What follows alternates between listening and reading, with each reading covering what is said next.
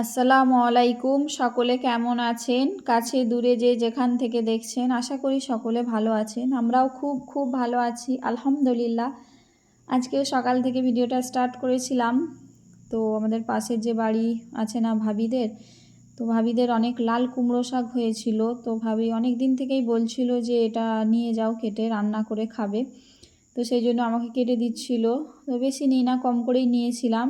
আর এটাকে আমি এই যে বাটনা বাটছি।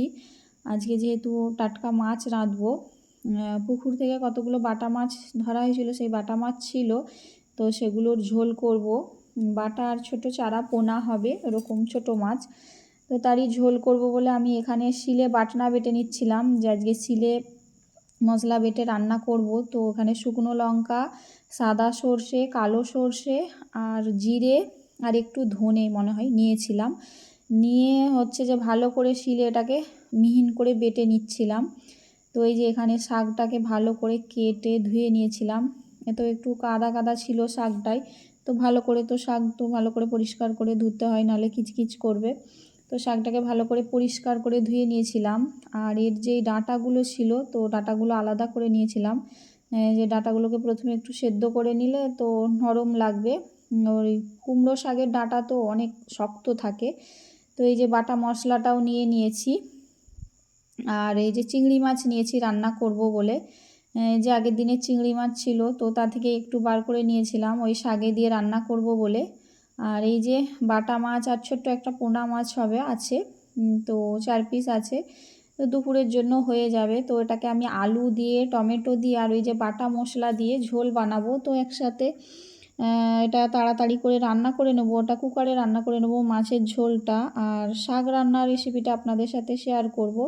আর যেহেতু মাছের ঝোলটা আমি আগে শেয়ার করেছি, তো এখন আর দেখালাম না, সেজন্য এই যে ডাঁটা, আলু, বেগুন ওগুলো সব নিয়ে ওতে সব কিছু মশলা দিয়ে দিচ্ছি। গুঁড়ো মশলা, হলুদ গুঁড়ো, লঙ্কা গুঁড়ো, জিরে, ধনে গুঁড়ো আর সাদা তেল দিয়ে দিচ্ছি। দিয়ে আর ওতে পেঁয়াজ আর ওই যে চিংড়ি মাছ ছিল, তো ওতে দিয়ে আর ওই যে বাটা মশলাটা দিয়ে যে ভালো করে এভাবে হাত দিয়ে মাখিয়ে নিচ্ছি।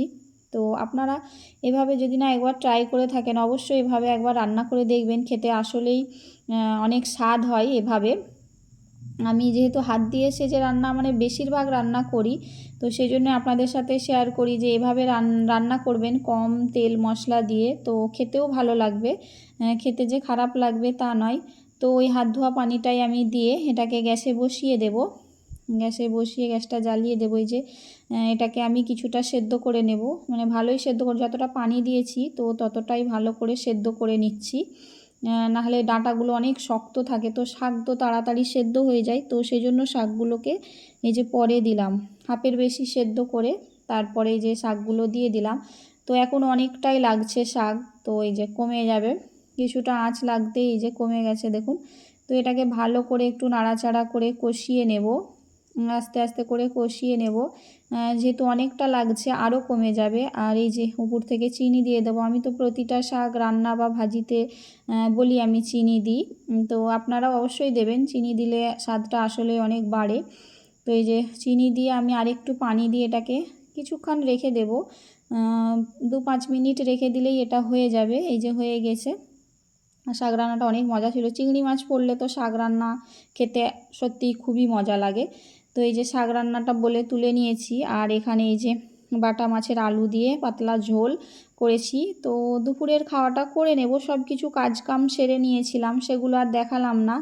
তো খেয়েও নিয়েছিলাম, খেয়ে একটু ঘুমোতে যাচ্ছিলাম। তো আমাদের হচ্ছে যে অ্যাকোয়াগার্ডটা আছে, তো সেটা সারাবার জন্য কোম্পানি থেকে ফোন করেছিলাম আমরা, মানে আমরাই কোম্পানিকে ফোন করেছিলাম যে ওখান থেকে কাউকে সার্ভিসিংয়ের জন্য পাঠাতে।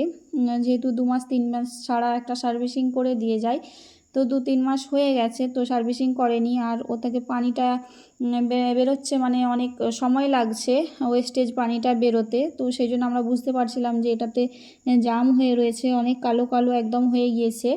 তো সেই জন্য মিস্ত্রিকে ডেকেছিলাম যে ওয়াশ করে দিচ্ছে এই যে ভালো করে। তো আমি ওনার একটু ভিডিও ক্লিপ নিচ্ছিলাম যে ওয়াশ করছে, খুব সুন্দর করে অনেকক্ষণ ধরে ওয়াশ করছিল।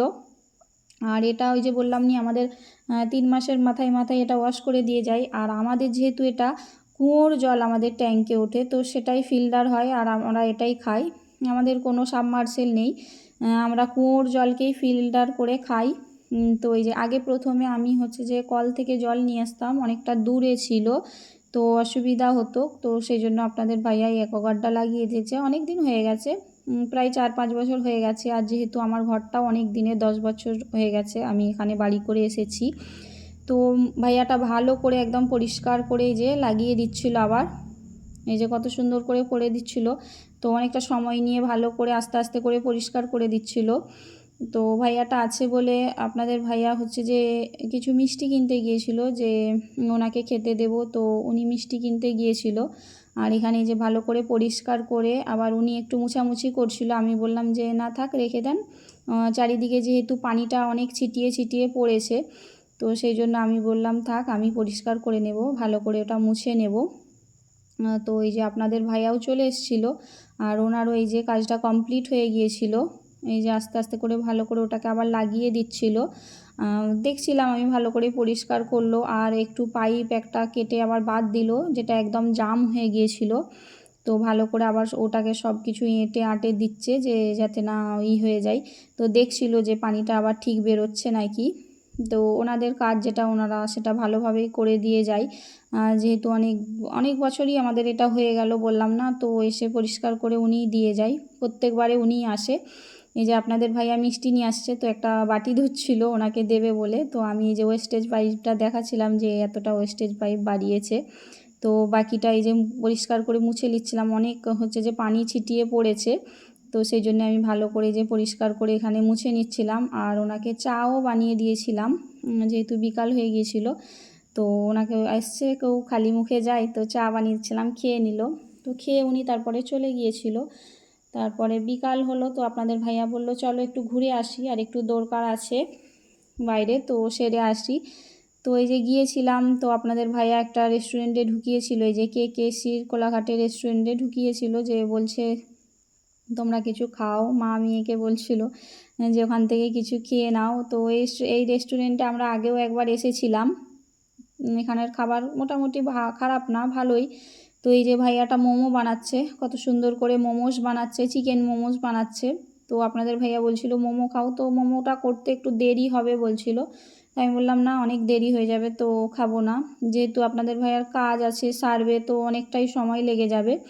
তো সেই জন্য এই যে মোমো বানাচ্ছিল, দেখে ভালো লাগছিল, তো সেই জন্য আমি ভিডিও করছিলাম। অনেক সহজভাবে উনি মোমোটা বানাচ্ছিল, আর ওনারা প্রতিদিন অনেক অনেক করে তৈরি করে, যেহেতু এই রেস্টুরেন্টে অনেক ভিড় হয়, তো সেলও হয়, সেই জন্য অনেক করে তৈরি করে। আর ওখানে তো ছেলেরাই কাজ করে, মেয়েদেরকে কই দেখতে পেলাম না, অনেক রেস্টুরেন্টেই ছেলেরাই কাজ করে শুধু। তো ভাইয়াটা এই যে অনেক সহজভাবে, অনেক ভিতরে একটা খোপ ভর্তি করে দিচ্ছে, আবার এই যে উপরের খোপটা ভর্তি করে দিচ্ছে। আর এদিকে আপনাদের ভাইয়া হচ্ছে যে আমি রোল অর্ডার করেছিলাম, তো স্প্রিং রোল দেবে বলেছিল। তারপরে বলল যে হ্যাঁ ওটা করতে দেরি হবে। তো আমি বললাম যে রোল আছে বা যা আছে ওটাই খেয়ে নাও, দেরি হবে যেহেতু। তো সেই জন্য এই যে রোল করে দিচ্ছিল। আমাদের ধোসা খাবার ইচ্ছা ছিল, মানে মশলা ধোসা, আমার ধোসা অনেক পছন্দ। তো আমি প্রথমে ধোসা খাবো বলেছিলাম, তো বলল যে ধোসাটা এখন বানানো হবে না, তো অনেক রাতের দিকে হবে। আর যেহেতু বিকাল এখন, তো সেই জন্য হচ্ছে যে এখনও হয়নি, রাতের দিকে হবে, তো অতক্ষণ অপেক্ষা করব না ভেবে তো রোলই খেয়ে নিলাম। আমার মানে ধোসাটা সত্যিই অনেক পছন্দ। আমি হোটেলে বেশিরভাগ গেলে আমি ধোসা খাই, মানে ভাত খাবার টাইমেও গেলে আমাকে ধোসা দিলেও হবে, পছন্দ এত। তো এখানে এই যে অনেক কিছু তৈরি ছিল, মানে করছিল, তখনই এবার গরম গরম হয়তো ভেজে দেবে, সন্ধ্যের দিকে সেলটা হবে, সেই জন্য সব কিছু রেডি করে রাখছিল। এখানে এই যে আমাদের রোলটা খুব সুন্দর করে বানিয়ে দিল, চিকেন রোল বানিয়েছে। তো এইবারে আমরা এগ নিই না, সাথে এগ দিতে বারণ করেছিলাম, যে এগ নেব না, শুধু চিকেন দিয়েই বানিয়ে দাও। তো সুন্দর করে ভাইয়াটা বানিয়ে দিচ্ছিল, এই যে কত সুন্দর করে বানিয়ে দিল, আর খেতেও অনেক মজা হয়েছিল। তো আর কিছু ছিল নাকি জিজ্ঞাসা করছিলাম, যে তন্দুরি খাবার ইচ্ছা ছিল, তো কিছুই হয়নি। তখন বললো যে সন্ধ্যার পর হবে এগুলো, এখন শুধু রোল চাউমিন এইগুলোই অ্যাভেলেবেল হবে। তো এটা একদম আমার বাড়ি থেকে 5 মিনিট দূরে, 5-7 মিনিট হবে দূরে, বেশি দূরে না। তো এখান থেকে আর 5-7 মিনিট দূরে গেলেই আমার মায়ের বাড়ি। আমরা যাইনি, মায়ের বাড়ি সবসময় যাইনি আমি অনেক দিনই যাইনি, খুবই কম যাই, মা ডাকলেও যাই না। তো এই যে এখানে রোল নিয়ে মেয়ে, আমি, আপনাদের ভাইয়াও খাচ্ছিল। খেয়ে বলছিল গরম গরম, তো ভালোই লাগবে, খারাপ লাগবে নি। আর যেহেতু এসছি, ফুচকা খাবার ইচ্ছা ছিল, তো ওই সামনাসামনিটা ফুচকা নেই, তো একটু দূরে যাওয়ার দরকার ছিল, তো সেই জন্য আর ফুচকা খেলাম না। তো খাওয়া হয়ে গেছে, প্রায় সন্ধে পার হয়ে গেছিলো। তো বাড়ি আসলাম, বাড়ি আসার সময় আপনাদের ভাইয়া এই যে চিকেন নিয়ে আসলো, আমিও ছিলাম সাথে, তো চিকেন নিয়েছিল। তো ভাবলাম যে চিকেন কষা বানিয়ে দিই, দুপুরে তো মাছ আর শাক দিয়ে খাওয়া হয়ে গিয়েছিলো। তো এখানে এই যে চিকেনটা কষা কষা একদম বানাবো বলে সব কিছু মশলা দিয়ে একদম লাল লাল করে কষা বানাবো, তো বানিয়ে নিচ্ছিলাম। তো যারা এতক্ষণে ভিডিওটা দেখছেন এখনও একটা লাইক দেননি, তো একটা লাইক দিয়ে চ্যানেলটাকে সাবস্ক্রাইব করে নেবেন আর বেল আইকনটা দাবিয়ে দেবেন, নোটিফিকেশান পাওয়া মাত্রই আপনারা আমার ভিডিওটা দেখতে পাবেন। তো যারা ভিডিওটা দেখছেন অসংখ্য ধন্যবাদ, সকলে ভালো থাকবেন, আমাদের জন্য দোয়া করবেন, অনেক অনেক ভালোবাসা দিবেন। আর দেখা হবে অন্য কোনো ভিডিওয়। অসংখ্য ধন্যবাদ, সকলে ভালো থাকবেন, আল্লাহ হাফেজ।